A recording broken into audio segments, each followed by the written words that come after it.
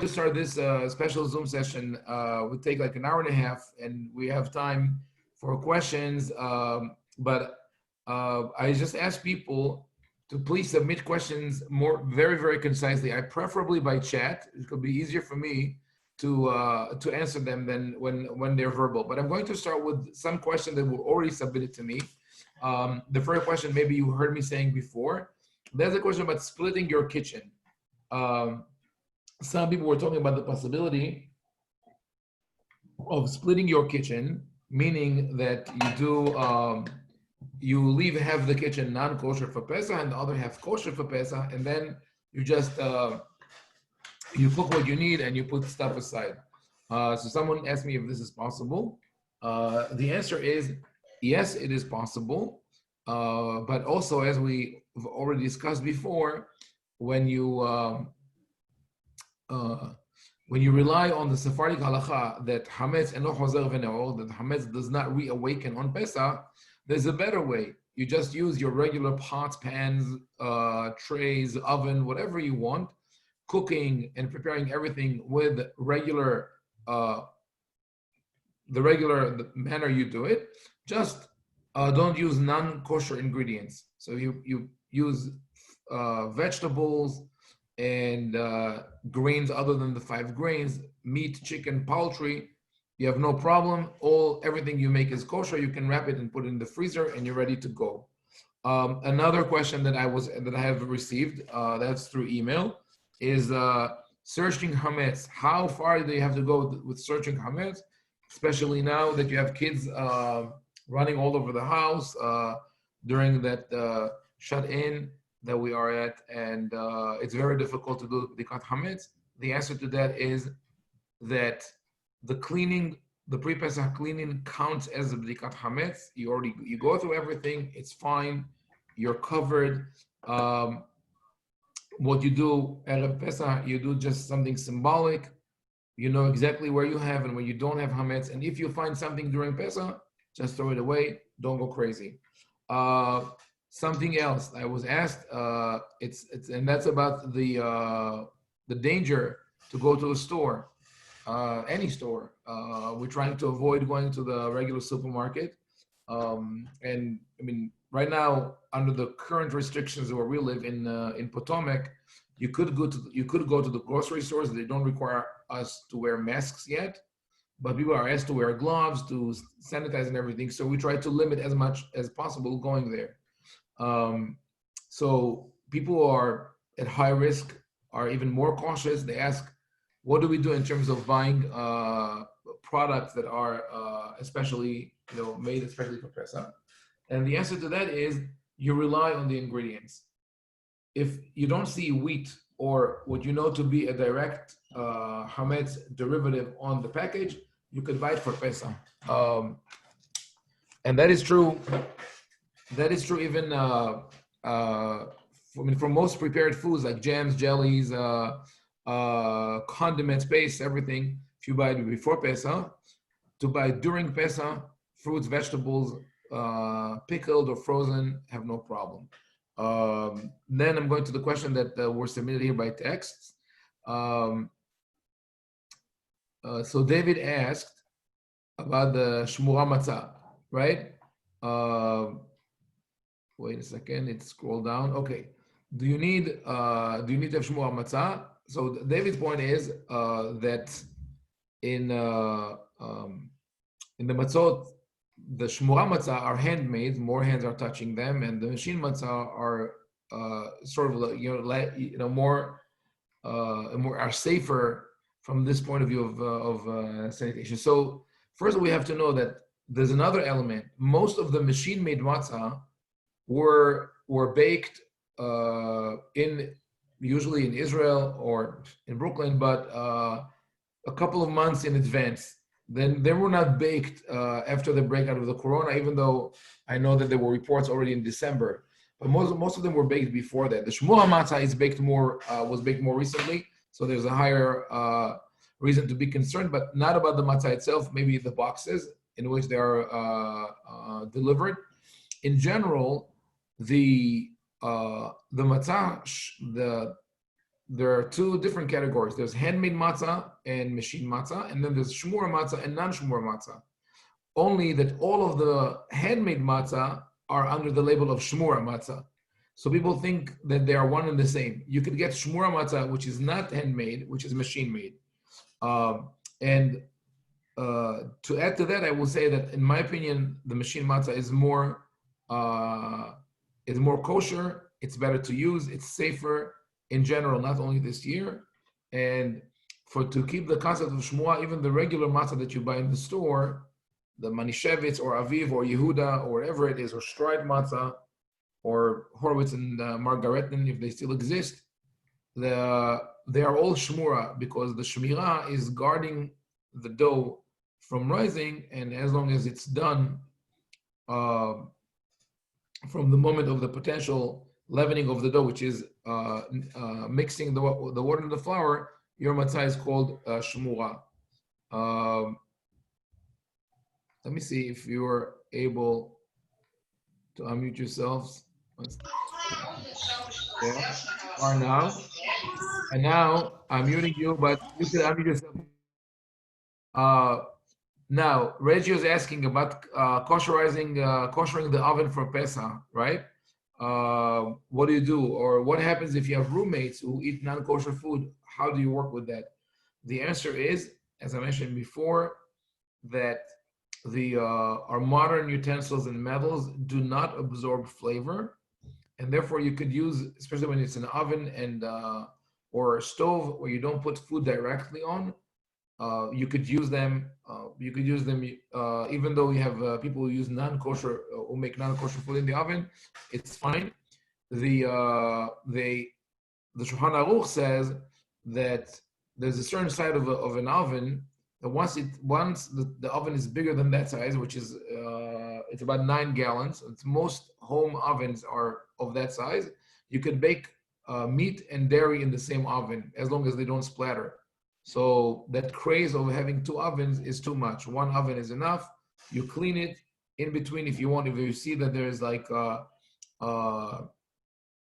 grease or oily spots on the bottom and the walls of the oven, you could clean them. But other than that, it is not a problem.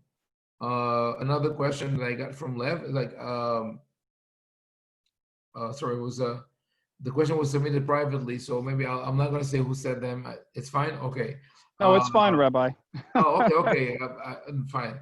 So, which foods really need a kosher lepesach hechsher? The answer is most foods do not need a hechsher for Pesach.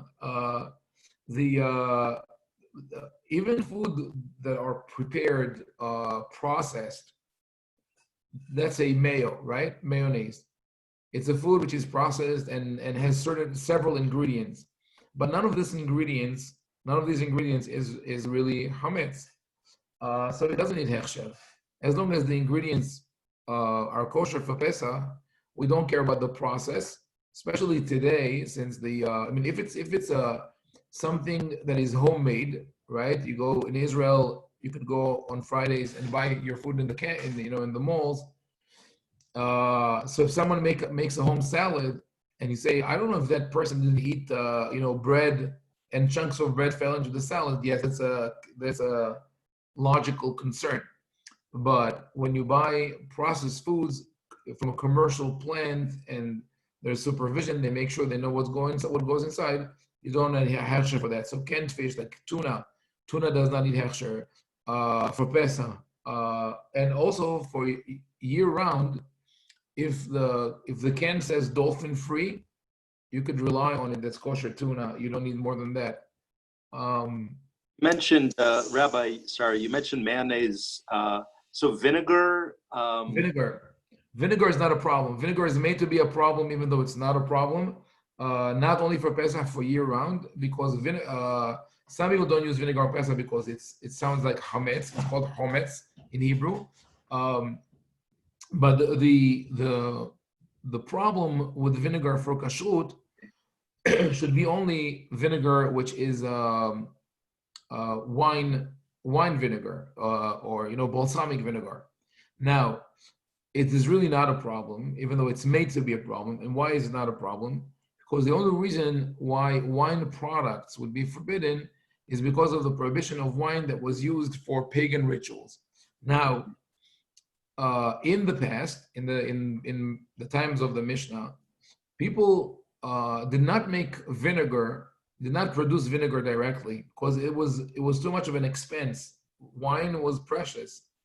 The only way to get balsamic vinegar in antiquity was if your wine turned bad, it became rotten. So now instead of throwing it away, you'll use it as vinegar. I actually have one bottle like that upstairs. We don't drink much wine. I smelled it today. It's red wine. It's not drinkable, but it's good for cooking. So that's the kind of thing that you would need hechsher for. But the way the commercial vinegar is produced, the grapes go directly to vinegar.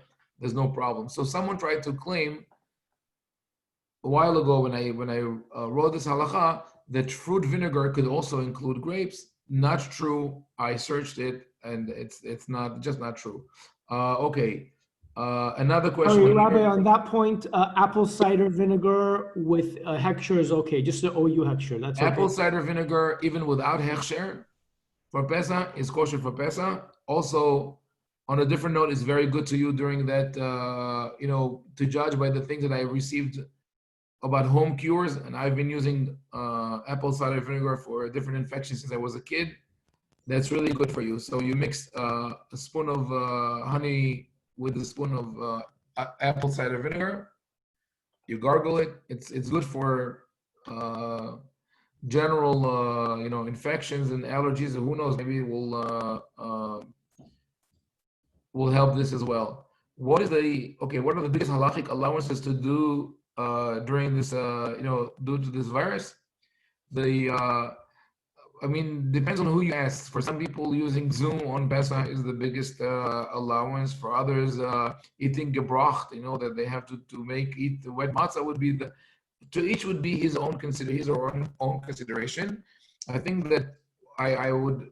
It's hard to answer this question in that manner. Rather, I'll turn it around and say, what is the most important tool or yardstick that we want to use when we come to define what is allowed, what is not allowed? The yardstick is ve'ahavta lecha kamocha. We want to make sure that we protect our health and the health and safety of those around us, and that we adhere to the instructions of the government, because if we don't, we are causing Hilul Hashem. It's a tremendous shame for the Jewish people, because they look at the Orthodox people wearing black coats and with beards, who are still gathering just yesterday for a funeral in Brooklyn and for weddings, and they think that all Jews are like that. So whatever we do, we should remain within those restrictions and try to work within them. I think that as long as you don't get to eat, try to, as much as you can, not to eat Hametz on Pesach.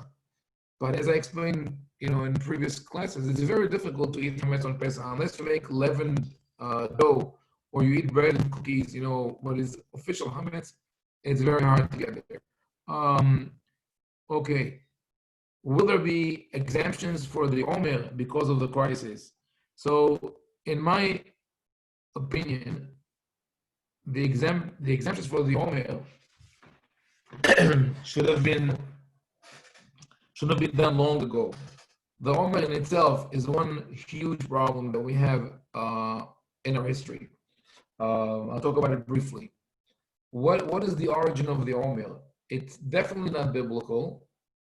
Of course, we know the story, but not only it's not biblical, it's anti-biblical, because in the Torah, the Omer is the period of joy between Pesach and Shavuot.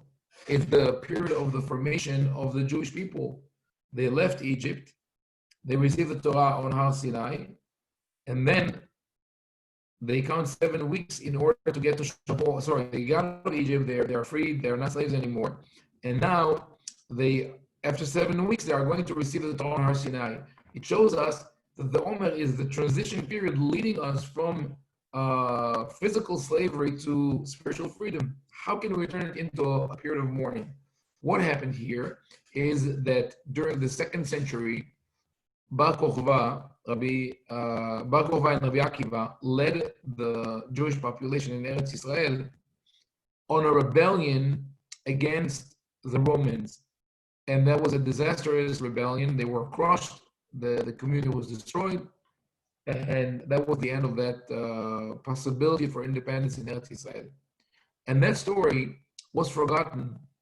The rabbis and Jews in general did not want to celebrate or to commemorate the heroism and the sacrifice of the soldiers of Bar Kokhba and Rabbi Akiva because it was disastrous.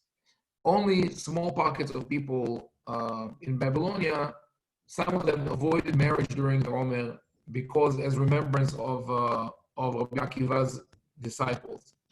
In other words, the legend that we hear that the Omer is a mourning period for the students of Rabbi Akiva who died in the plague is simply incorrect. Why did they come up with the story of the plague? Because if they were caught mourning in a foreign land the death of a military leader and his soldiers, they would be considered insurgents and terrorists and who knows what, freedom fighters. So they made it into a religious story. But it was really dormant. Nobody followed those minhagim until the 1100s when the Crusades devastated Europe, and they happened at the exact same time of the Omer, from Pesach to Sivan, for a good reason, because that's the climate that allows people to go to war.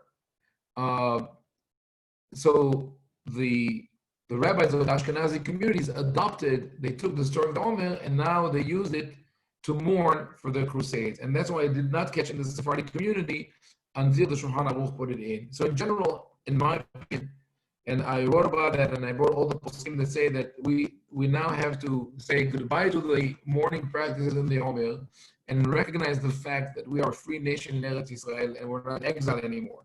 But even if you want to keep that, the one thing that you would refrain from is conducting a wedding during the Omer, which it doesn't seem like most people will be able to have the weddings that they already planned for the Lag BaOmer or the period after that. So it's not going to affect much that period, in my opinion. But in general, that's something that needs to be changed. Okay, I'm going, for some reason, it scrolls very fast through. Okay. So I have this question from David. Are oats permitted? We have many Davids though. Are oats permitted to eat during Pesach? Depends on who you ask. Most religious authorities will tell you no. And that's because the oats are identified with one of the 5 species, one of the 5 grains that is mentioned in the Talmud, the one called Shibboleth. However, Rabbi Haim Ovadia has proven that this is impossible. This identification of Shibboleth as oats is impossible because oats did not exist in Eretz Israel until maybe the 7th, 8th century. So the rabbis could not have been talking about that. And oats do not behave like hametz. They don't contain gluten. So you could eat oats on Pesach, but it's a question of comfort. Do you feel comfortable with it? I definitely think that people who have celiac or need to have a gluten-free diet can rely on that. But if you have questions, ask, as they say, ask your local rabbi. Support your local sheriff. Okay. Meat, chicken sold throughout the year without kosher for Pesach.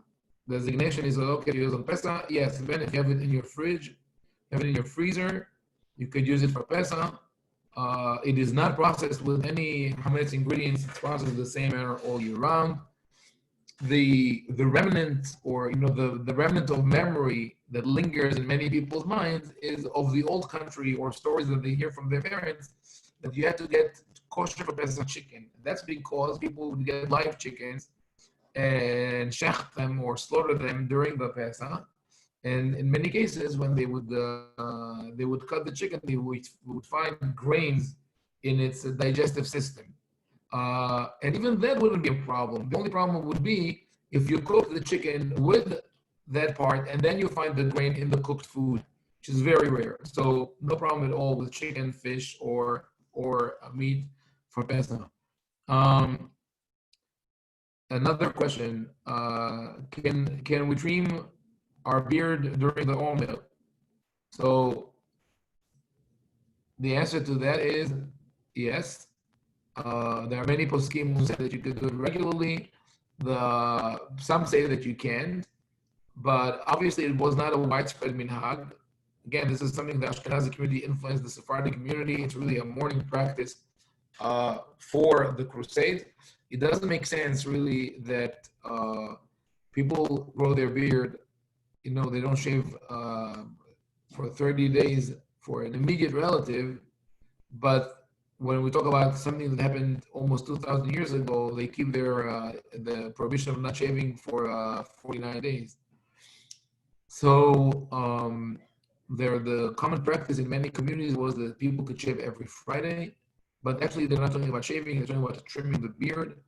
And if you need to look presentable for your work, again, today's everything is a little different, but if you do, if your work requires you to be presentable even through Zoom, then you should trim your beard.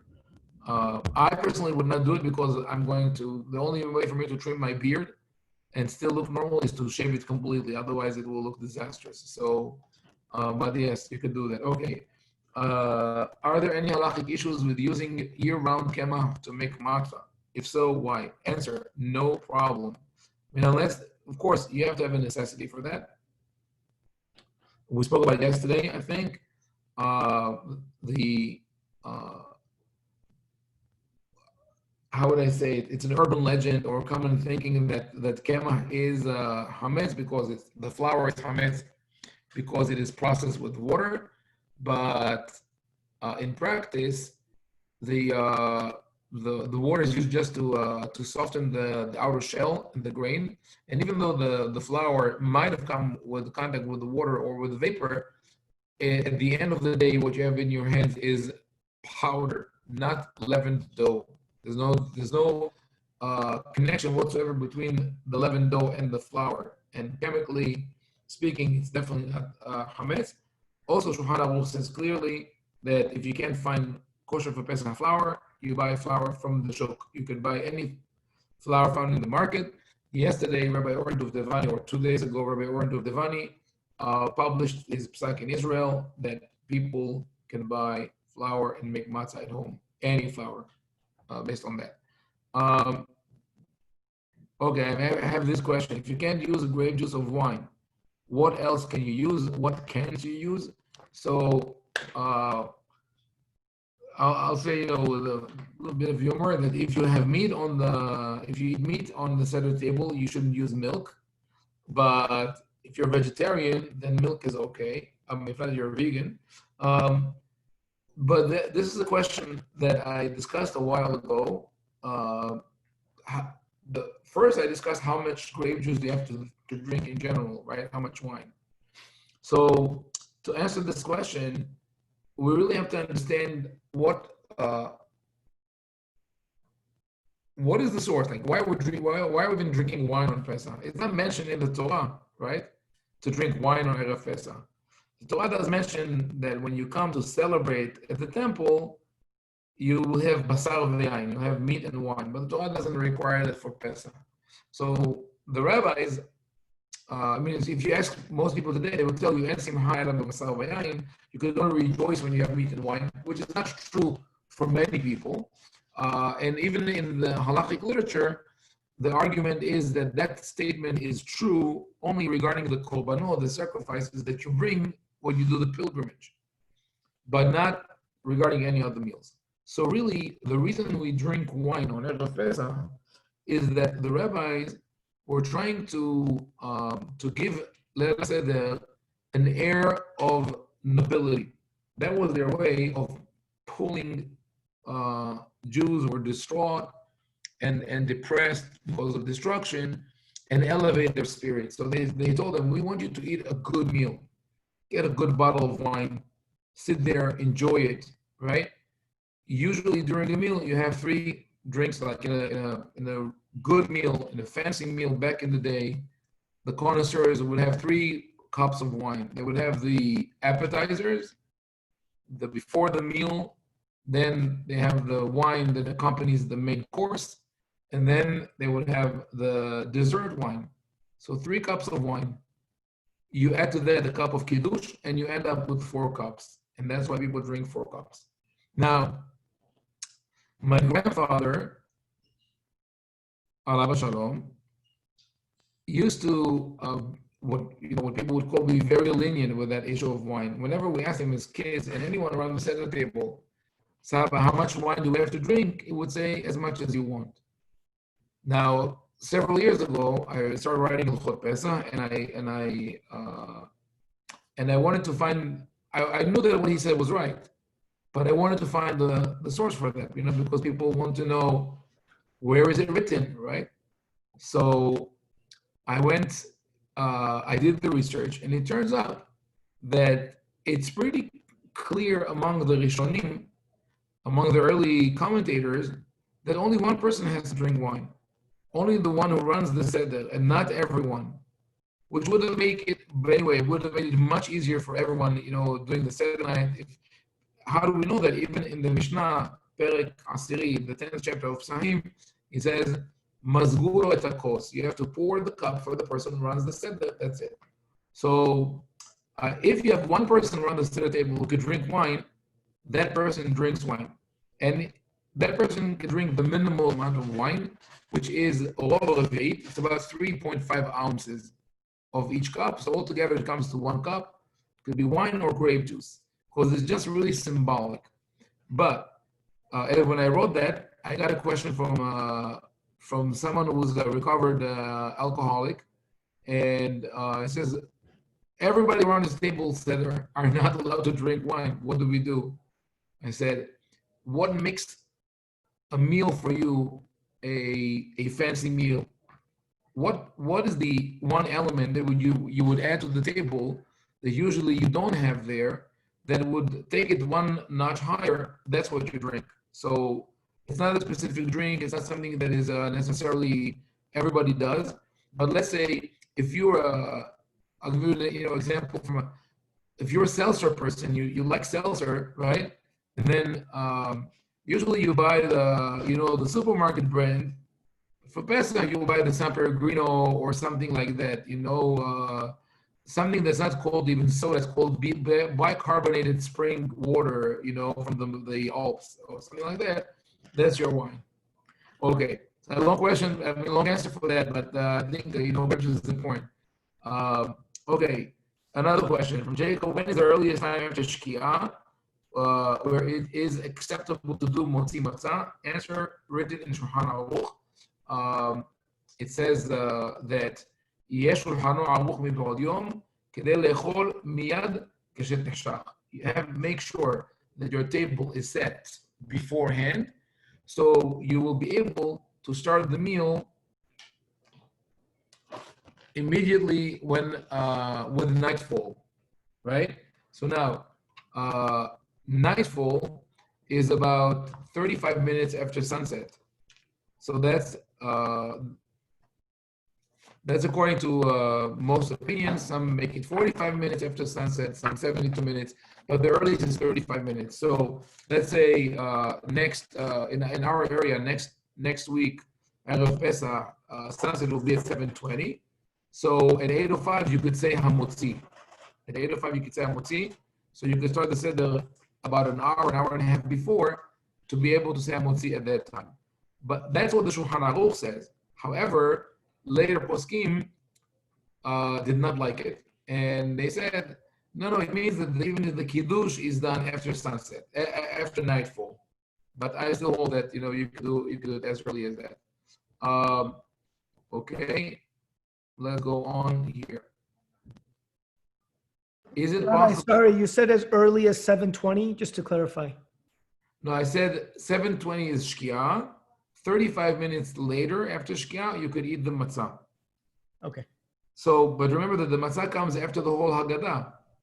So that means you already said the whole Haggadah, and now you get to the matzah. What's the earliest time you could start the Haggadah? You could start about an hour and a half, an hour, let me see, 30. You could start about, I would say, if the Haggadah takes you an hour, right? Yeah, does it take you an hour, more or less? About. So you start 30 minutes before sunset. So next week you could start at 10 to 7. And by the way, I'm going to do a virtual Seder for those who cannot. If you have relatives who cannot attend the Seder or something like that, I'm going to do with this virtual minyan link. Next week at 5:45 we'll have minha, and at 6 o'clock, about 6:10, I'm going to do a Seder. I'm aiming to finish it before it's Yom Tov in my area, and then this way, at least conduct it with people who can't do it by themselves. The earliest, as I said, you could start the Haggadah about half an hour before sunset. We got this question also. What about cheese? Does it have to be stamped kosher for Passover? No. And cheese in general doesn't have to be stamped kosher at all. There are no non-kosher ingredients in cheese. Any cheese is kosher. If you need, I could send you the article I wrote about that. It seems that there was some kind of a decree in rabbinical times about cheese. It's not clear what is the reason for that decree. There are several different opinions. One says it's because of paganism. And if that is the reason, we don't have pagans among us who use the molds of cheese for pagan rituals. The other opinion is because of danger, because they would leave the molds with the liquid cheese with them overnight, and they would become poisonous. Again, not a problem that we have today. So all dairy products and cheese are kosher for Pesach without supervision. Just be careful with those which contain grains. Usually some of the yogurts come with an extra cup with cereals. So that wouldn't be kosher. But other than that, if it doesn't contain cookies or grains, you're good. Next question that I have here. Is it possible to cook matzah, to bake a matzah shmura without rabbinic supervision? Yes. Again, I'll explain that. Shmura means guarded. From the moment you put the water and the flour together, you guard it against leavening. It is called matzah shmura. So you are the supervisors, you are the rabbi. I have a question about rice. What do you do with rice on Pesach? The answer is you just take it out of the bag and you cook it. I mean, we ask my wife, she will check it thoroughly to make sure there are no worms there, because we found once. But really, most of the rice that we get here is very, very clean. There's no problem with that. Some people don't eat rice on Pesach because of the Ashkenazi custom of not eating in kitcheniyot, even though rice really doesn't fall under this category. And that's a different story. But if you do eat rice on Pesach, there are those who say that you have to check it 3 times in advance before Pesach. Again, that's not necessary. That custom started when people ate mainly whole grain rice. So it looked brown, very similar to wheat, and people would confuse. Sometimes you could find wheat in the rice. Today, first of all, most people eat white rice. Even if you eat brown rice or whole grain, the packaging and marketing is totally separated, and because of reasons of allergy, the companies are very, very careful. No rice packaging company wants to risk the possibility of a grain of wheat in its products, and that's why Rice Krispies and Choco Krispies, whatever they are, if it only has rice and the ingredients, it's kosher, because for them the risk of having even a grain of wheat is so high. They're going to lose so much money. I'm not saying they don't care about human life. Of course they are. But if someone will be damaged because that person has wheat allergy and he ate rice that was not thoroughly cleaned, and he will sue the company, they're going to lose millions of dollars. So they have an incentive to clean the rice. Okay. Next.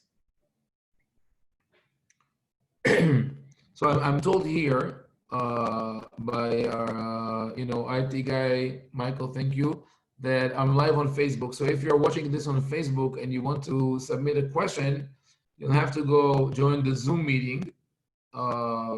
Number is 451-414-8255. 600. Join the Zoom meeting, and then you could submit your questions. Okay, let's go to the next question that we have here. 1 second. It goes too fast. Okay. Okay. I have this question. What is my opinion about Shofar Hamatcha, and what was the tradition of my ancestors? So Shofar Hamatcha is an interesting part of the Haggadah. Is where you take the cup of wine. There are different traditions of where this cup of wine comes from. According to our tradition, it was the cup of wine or a bowl of wine and water mixed together that was filled when you read the 10 plagues. So obviously the custom evolved when people felt uncomfortable. They're sitting around the Seder table, everything is so festive and so beautiful, and then you read out loud, Dam va'esh v'timrot ashan, blood, fire, and billowing smoke, and then the 10 plagues, blood, frog, lice. You don't feel comfortable saying it. So what they did was they would tip from the wine a little bit into another cup. Then say, oh, we have another cup. So what do we do with this cup, right? We're going to spill it out. But when it's on the table, we feel uncomfortable. It's like this cup is contaminated. So they would put a bowl of water and pull, the water in it.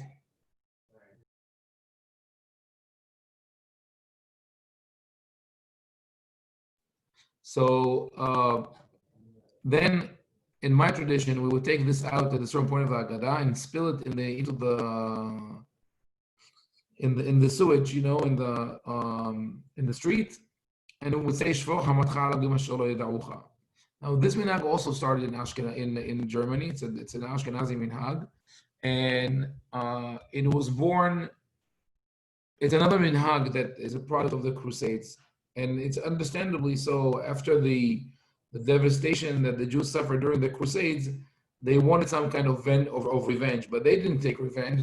They weren't up to it, so they take a pasuk from the Tanakh, and which says, "Shefach hamatcha ala b'rim asher lo yeda'ucha v'al hamluchot asher b'shemcha lo karau kechlu et Yaakov v'tnaveu v'shama pour your wrath on the nations that did not know you because they have destroyed Yaakov," and then they would go and spill that wine out as a symbol of our blood that has been spilled.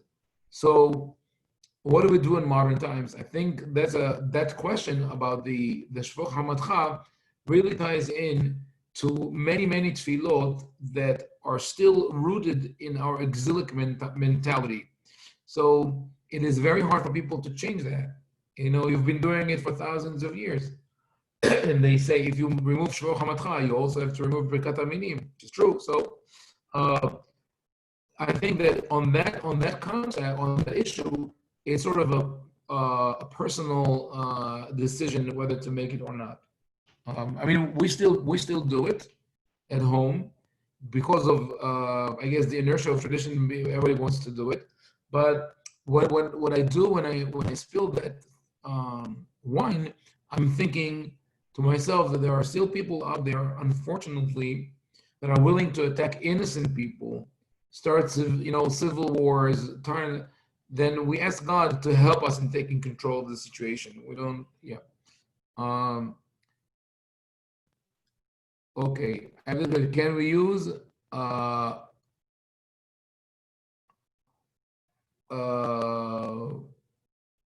any frozen product that has grain or flour in it, which is not marked kosher lepesach, you cannot use? Meaning, sometimes you have pasta or pizza or cookies that appear in two forms, kosher, non-kosher lepesach. You should not use it if it's not kosher lepesach. However, if you have an emergency and you have matzah, which says not lepesach, the manishevis matzah, that's not kosher lepesach, or the matzah meal, that's not kosher lepesach, they are kosher lepesach. They're not hametz. They just didn't go through the regular supervision, but they were baked to the same level of not being leavened. Okay. Okay, another question.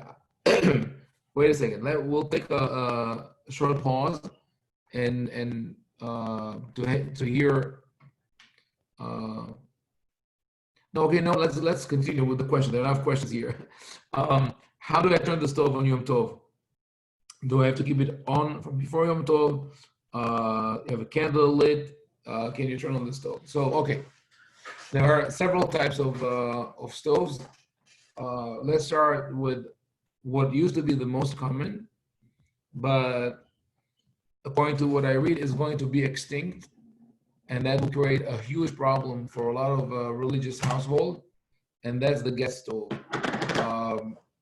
I read that because of house fires, there's a recommendation to switch all home stoves to from gas to electricity. Now, if you have a gas stove, what we used to do when we were kids was that you could turn it on from an existing candle, or if you have a pilot, you could turn it on. That's not a problem. The problem is turning it off. How do you turn off a gas stove? So the understanding was that you're not allowed to put out fire on Yom Tov, just like you can do it on Shabbat. So now you're turning out the fire. So the solution was you boil water on it and you let the water boil and spill over and put out the fire. The problem with this was, first, the water refused to cooperate. The only way that water would, spill over and put out the fire is if you don't want them to do that. But if you want them to do, you want the water to do it, it will never happen. That's Murphy's law. The other problem is that once it spills over, it's very hard to turn on the gas again. So about 35 years ago, someone invented in Israel a device called Hagaz, which is a combination of the word Hag, holiday, and gas, Hagaz. And it was like a gas timer. What did it do? What was the base? It was very simple. It added you had to have a technician install it. And it was a switch that added a certain, maybe 10 centimeters, 4 inches of pipe to the stove. Because in Israel, you have the main switch for the gas. So instead of turning off the knob, you would switch it off there, and then there would be enough gas left in the pipe for it to burn for a couple more seconds. And everybody was very excited with that. And I remember I was in Yeshiva back then, and I asked a colleague who asked Rabbi Yaakov Ariel, the chief rabbi of Ramat Gan, the following question. I said, when I turn off the gas regularly, the flame keeps flickering for a split second because there's a little gas still left. I can never kill the gas flow completely. So basically, I am performing something which is a delayed action. What is the difference if the switch is 4 inches away or right here?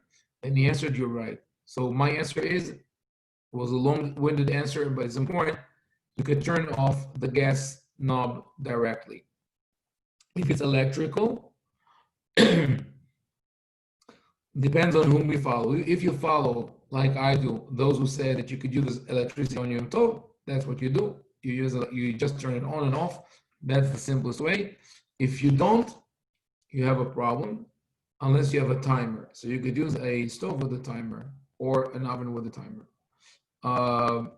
Okay, next question. Teff. Teff flour, which is used to make injera, and it's an Ethiopian, usually East Africa, use it. Should it technically be okay for Pesach use, as it's not one of the 5 grains? Not only technically, but lahalacha. Teff is not a dagan. There's no problem with it. Quinoa is not a problem. But people with the I said, I think in the past, people understand hametz or kitniyot as anything that's small and round, or even if it's small and not round, it's also a problem. I guess only if it's big and round, it's not. Thank God that the watermelons are not called hametz. Okay. Shannon is asking, people with celiac, is it fine for them not to eat matzah?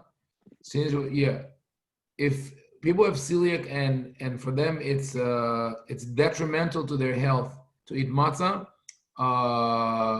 then they should not eat matzah on Pesach. It's symbolic. Let someone else eat it. It's not something that you should die for. There are people who say, and I had a student who had celiac, and when he was in Israel, his Rosh Yeshiva told him, you must eat matzah, and I was really shocked to hear that. But his argument was that if you don't celebrate Pesach, you're hayav karet. There's a one positive mitzvah that if you don't fulfill, you'll be punished for. But that's not true, because that's only about korban Pesach, the sacrifice, and not the matzah and maror. And if one cannot, it simply cannot. There's nothing.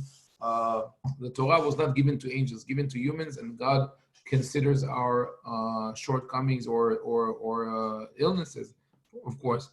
Jamal, you can submit your question by chat. That's what we do it. Okay.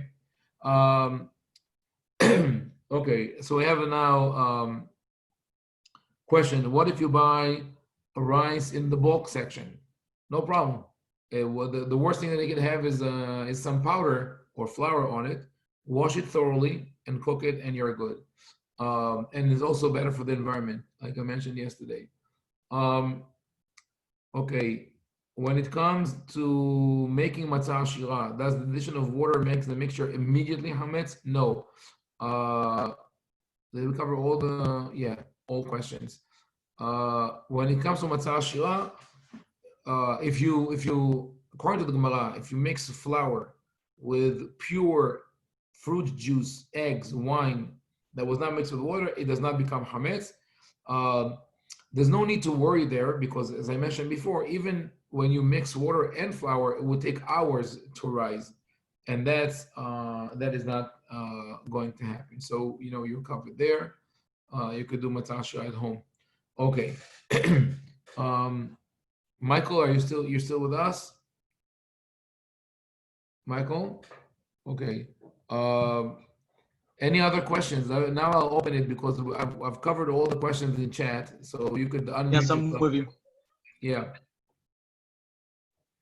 Okay, so wait, let me first answer this question in chat. What is the apprehension with using electricity on Shabbat if it doesn't violate any of the melachot, even an incandescent light bulb? That's with Shabbat. It's really more a conceptual thing, more than a halachic thing. I think that the rabbis instinctively understood or felt that using electricity on Shabbat would be forbidden, and then they went and searched for reasons why it would be forbidden. And until today, you have a very, it's like a pretty broad consensus that you can't use electricity on Shabbat, even though Rabbi Shlomo Auerbach, as I mentioned in the article, said that for most uses it will be permitted. Now we have a problem of history. Now historically, we don't use electricity. We don't use electricity on Shabbat, right? Historically, it's about 100 years old. This practice, but it's so difficult to change. And you also remember that besides the religious mentality, there's a whole industry that relies on that. Institutions that provide technological solutions and so on. So it's something that is deeply ingrained and hard to change. I think also that the fear there, especially today, stems from the fact that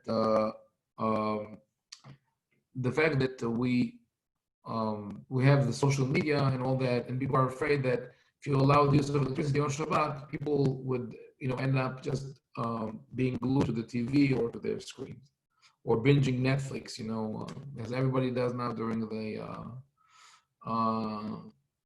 the quarantine. Okay, I'm going to log off for a second and log in right away, because there are some people who are trying to join the session and are unable. Most of you will stay on, usually when that happens. And if not, just log back in with the same meeting number, okay?